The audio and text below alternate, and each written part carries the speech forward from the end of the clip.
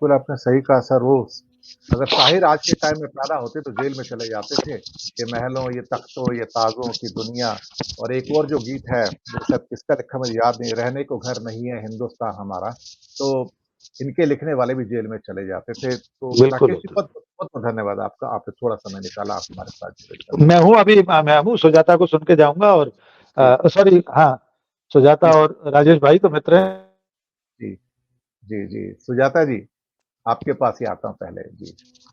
आ, आपने पाठक जी, मुझे मैंने एक प्रोग्राम किया था, बड़ा लंबा प्रोग्राम था, और जो मेरे प्रोग्राम पे आए थे वो थोड़े से हैरान हो गए थे। मैंने एक प्रोग्राम किया था लॉर्ड लिटन के ऊपर, 1876 से 1880। और 1876 और 1878 के बीच में ग्रेट इंडियन फैमिन पड़ा था, इसमें करीब 1 करोड़ लोग मर गए थे भूख से। लॉर्ड लिटन भारत का सबसे क्रूर वायसराय माना जाता है पूरी हिंदुस्तान की हिस्ट्री में। लॉर्ड लिटन ही था जिसने प्रेस के ऊपर सेंसरशिप लाया था। मैं आपको ये भी बता दूं, जो प्रेस की सेंसरशिप आई है, लॉर्ड लिटन के द्वारा आई है। जब हिंदुस्तान के लोग मर रहे थे गरीबी में, इस आदमी ने दिल्ली में लैविश दिल्ली दरबार सजाया था। ये भी बहुत कम लोगों को पता है। और वहां पे 80,000 लोगों को ये कई दिन तक खाना खिलाता रहा, सुबह का नाश्ता, दोपहर का खाना, रात का खाना, लैविश। इधर ये लैविशता में थे, यानी कि एक बहुत बड़ा, क्या कहते हैं कि पैसा ही पैसा इसमें होता है, जहां लगता नहीं गरीबी है। और वहीं 1 करोड़ लोग उसी के साथ साथ मर रहे थे। This is one of the greatest paradox and contrast of Indian history actually. कभी कभी लगता अनाज है। भी, दिनेश सर, अनाज भी उसने भेज दिया था इंग्लैंड। जी सर। यहाँ लोग भूखों भूखों मर रहे थे और चावल उसने भेज दिया था। और सबसे क्रूर प्रेस की आजादी, लोगों को गिरफ्तार करना लॉर्ड लिटन का ही काम था। कभी कभी मुझे लगता है कि it's the return of dragon नहीं, return of lord Lytton in India. Sujata ji, थोड़ी एनालॉजी थोड़ी सी मिलती जुलती है, मैंने जोड़ दिया है यहाँ पर उसको भी। वो भी एक डिक्टेटर थे, मैं आपको बताऊं, बहुत बड़े डिक्टेटर थे लॉर्ड लिटन एक्चुअली। जी बिल्कुल। आपने लॉर्ड लिटन की बात याद कराई तो आपको बता दूं कि जिस वक्त ये ग्रेट फैमिन हुआ था, उस समय बहुत सारे लोग जो भारत के जिनके पास पैसा था, उन्होंने अपना घर खोल दिया था लोगों के लिए। और मैं पश्चिम बंगाल में मेरा ससुराल है, और वहां पर बाद में मेरे हस्बैंड के मतलब जो पूर्वज हैं उनमें से किसी एक को महारानी का टाइटल मिला था, और वो इसलिए मिला था क्योंकि उन्होंने अपने घर की ग्रैनरीज जो हैं वो जनता के लिए खोल दिया था जब ये हुआ था।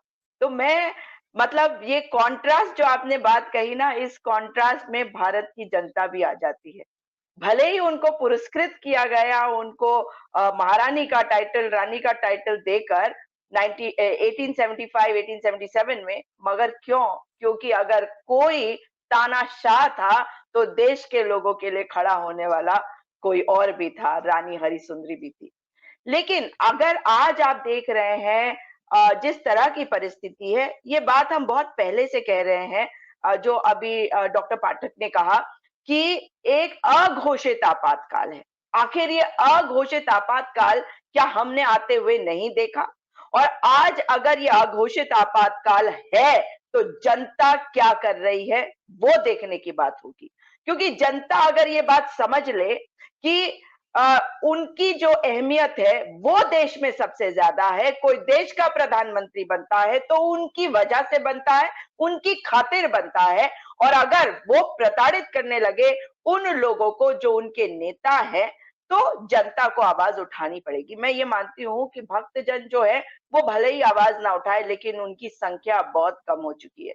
जो बेरोजगार युवक बैठा हुआ है वो इतना मजबूत हो गया है कि मोदी जी को पार्टियां तोड़नी पड़ रही हैं, नेताओं को तोड़ना पड़ रहा है।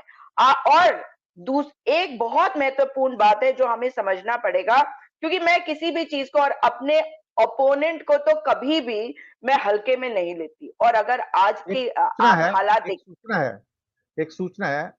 अरविंद केजरीवाल ने सुप्रीम कोर्ट से अपनी अर्जी वापस ले ली है। इसका मतलब है कि उसे अब जेल जाना मंजूर है। And he is making an issue, I believe, ये मतलब फर्स्ट प्रीमाइस हो सकता है जी। जो सुनवाई देखिए, होनी थी 2:30 बजे, अब वो नहीं होगी। जब सुनवाई नहीं होगी और सुनवाई नहीं हो रही है तो जनता के मन में बहुत सारे सवाल होंगे। हम भले ही कुछ भी कहें, लेकिन जनता में दो चीज चलती है, एक है नैरेटिव और दूसरा है इमेज। हम देखिए, हमारा तो विरोध भी रहा है अरविंद केजरीवाल जी के साथ, और आज वो इंडिया गठबंधन में है तो हम उनके साथ मजबूती के साथ खड़े भी हैं। लेकिन जनता के मन में क्या है, वो नेता या पार्टी से ज्यादा बड़ी बात होती है। और जनता जो आज देख रही है वो ये देख रही है कि अरविंद केजरीवाल को चुनाव, जब आचार संहिता लग चुका, चुनाव अनाउंस हो चुके, उसके बाद उनको अरेस्ट किया जा रहा है। और अगर दिल्ली की सड़कों पे आप देखेंगे इस वक्त, तो वहां पर जो थ्री व्हीलर्स है ना, वो पॉय पॉय करके आवाज करके घूम रहे हैं चारों तरफ। जानते हैं ना क्यों?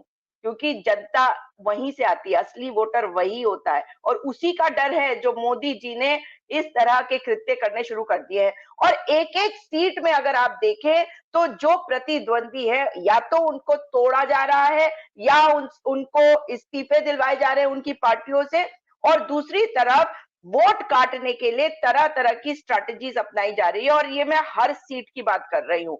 और ये बात अगर मैं एग्जाम्पल देके बताना चाहूं, तो पौड़ी का एग्जाम्पल है, बहुत सारे एग्जाम्पल है, पौड़ी का एग्जाम्पल इसलिए दे रही हूँ क्योंकि वो सबसे रिसेंट, उसमें बहुत कुछ हुआ। अनिल बलूनी जो दिल्ली में बैठे रहते हैं, उनको वहां से उतारा गया है।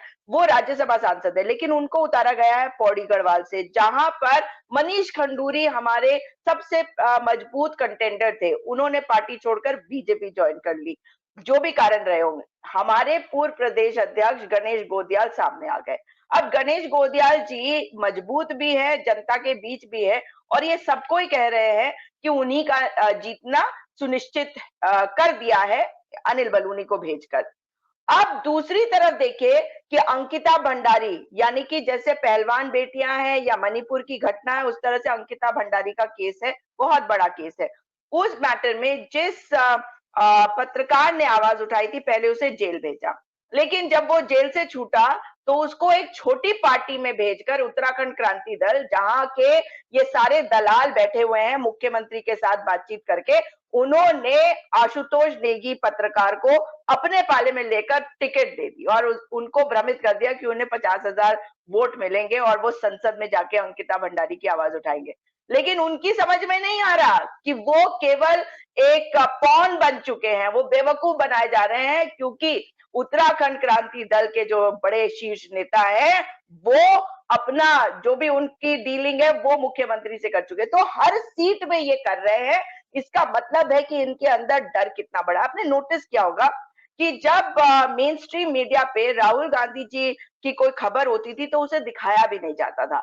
राहुल गांधी जी की अरेस्टिंग होती है, कांग्रेस पार्टी के कार्यकर्ता सड़कों पे आते हैं और कहा जाता है कि कांग्रेस पार्टी सड़कों पे नहीं है, वो दिखाई नहीं दे रही है। और फिर पूछा जाता है कि आप ईडी पे सवाल क्यों उठाते हो, आप कोर्ट पे सवाल क्यों उठाते हो, जब जब जनता आती है। तो कितने विरोधाभासी बातें होती है। लेकिन मोदी जी, जो मुझे पहले लगा था वो ये कि वो एक परसेप्शन बिल्ड करने की कोशिश कर रहे थे कि ईवीएम में जो गड़बड़ी हुई है, उस गड़बड़ी को वो छुपा जाए, और फिर वो बता जाए कि जी राम मंदिर के कारण से हम जीत गए, 400 पार हो गए। उसके बाद एंटी वो जो सीएए का कानून जो है, उसमें रूल्स आ गए, उसकी वजह से हो गए। 370 अब थोड़ा बोरिंग हो गया है, तो उसके बारे में बात करने का कोई फायदा उन्हें दिख नहीं रहा था। लेकिन ये कोई भी चीज काम नहीं कर रही है। इस वजह से अब वो ये दिखाने की कोशिश कर रहे हैं कि मैं भ्रष्टाचार के खिलाफ कार्रवाई कर रहा हूं। और जैसे ही इलेक्टोरल बॉन्ड का मैटर सामने आया, आप मुझे बताइए आज की डिबेट्स किसके ऊपर होती? आज का डिस्कशन टीवी चैनलों पे भी मजबूरी में ही किस पर होता कि कितना पैसा किसको मिला। क्योंकि जो लिस्ट फाइनली आई थी माननीय उच्चतम न्यायालय के आदेश के बाद ईसी के वेबसाइट पर, वो परसों आई थी। और उसके बाद उसकी एनालिसिस होने के बाद अब उसके ऊपर डिस्कशन होने जा रहा था। और उस लिस्ट में अगर आप देखेंगे तो एक 400 करोड़ से ज्यादा अमाउंट जो है वो भाजपा के अकाउंट में जा रहा है, जिसमें लिखा है ये नहीं पता कि किसने डोनेट किया है। इसका मतलब ये है कि हम तो अभी परतें खोलने वाले थे इलेक्टोरल बॉन्ड स्कीम की, इसलिए जिसमें कहा जा रहा था कि अरविंद केजरीवाल को फ्राइडे को अरेस्ट करेंगे, इन्होंने थर्सडे को ही अरेस्ट कर लिया, क्योंकि इन्होंने डैमेज कंट्रोल करना। और आप ये जानते हैं कि हर मैटर में ये करते हैं। लेकिन एक राष्ट्र एक नेता, ये कोशिश तो बहुत करेंगे, लेकिन इनके अंदर जो नेता हैं उनमें से कितने इनके साथ इस बात को मानेंगे। कंट्रोल इनके पास है और डर भी इनके नेताओं के साथ है। इसलिए ये जानते हैं कि भाई इस वक्त हमारे खिलाफ कोई नहीं बोलेगा। लेकिन आप मुझे बताइए ना, इनका कार्यकर्ता इतना फ्रस्ट्रेट हो चुका है। कल एक टेलीविजन चैनल पर एक प्रवक्ता मुझे कह रहा है, मुझे तो आप पे भी भरोसा नहीं है। सोचिए जरा कितना डर है कि कहीं कोई कांग्रेसी जो है वो भाजपा में ना आ जाए। अरे हमारे डीएनए को तो ये समझ ही नहीं सकते, क्योंकि इनके यहाँ तो दल बदलू जा ही रहे, कर लो जो करना। अरे हम तो कफन बांध के चले हुए हैं, जब मौत एक बार आती है, बार बार थोड़ी मरेंगे हम।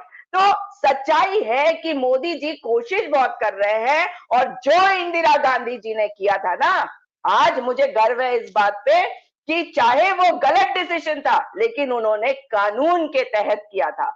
जब हमने देश में बुलडोजर कानून देखा, अपने देश को बनाना रिपब्लिक बनते हुए देखा, हमें उसी वक्त समझ जाना चाहिए था कि ये किसी कानून को नहीं मानते। और ये ढीठ होते ना, कुछ कभी कभी बोलते ना माँ बाप बच्चों को, इतना ढीठ है कि कुछ भी बोल दो कोई असर नहीं होगा। तो ये वही वाली कैटेगरी। अरे अंग्रेजों के ऊपर भी असर हो जाता था, जब गांधी जी भूख हड़ताल पर बैठते थे तब उनके ऊपर असर हो जाता था। एक व्यक्ति आवाज उठाने लगता था, उनके ऊपर असर हो जाता था। लेकिन ये बेशर्मी की पराकाष्ठा है प्रधानमंत्री नरेंद्र मोदी। इसलिए ये वो हद तक जाएंगे जिस हद तक आप और मैं सोच नहीं सकते। इसीलिए आपको अगर सोचना है तो सोचना पड़ेगा कीचड़ में उतरकर कि कीचड़ वाला आदमी क्या सोचता होगा, तभी हम इनकी बात को समझ सकते हैं। भले ही हम कीचड़ में ना उतरे, लेकिन सोच इनकी क्या है उसको समझने के लिए अपने लेवल को गिराना पड़ेगा, तभी हम इनको समझ सकते हैं और तभी इनसे लड़ सकते हैं। लेकिन अब जनता इनको उखाड़ कर फेंकने को तैयार है। लेकिन अगर अब इन्होंने कोई भी गलती करी तो मान के चलिए वोरा जी कि जनता इनको छोड़ने वाली नहीं है, घर से निकाल के पीटेगी। भले ही आप कहें कि इजिप्ट हो, अमेरिका हो, इंग्लैंड हो, वहां होता है, लेकिन यहाँ पे भी अगर ये अति करेंगे तो अति का जवाब भी अति से इनको मिलेगा। और उसको ये इनवाइट कर रहे हैं इस तरह की हरकतें करके। इस समय अगर चुनाव में जा रहे हैं हम, तो सब कुछ लेवल प्लेइंग फील्ड होना चाहिए था। हमारे पास पैसे नहीं है, हमारे नेताओं के ऊपर छापे पड़ रहे हैं, हमारे नेताओं को तोड़ा जा रहा है। तो ये क्या बता रहा है कि ये डर है मोदी जी का, बौखलाहट है, फ्रस्ट्रेशन है, डेस्परेशन है।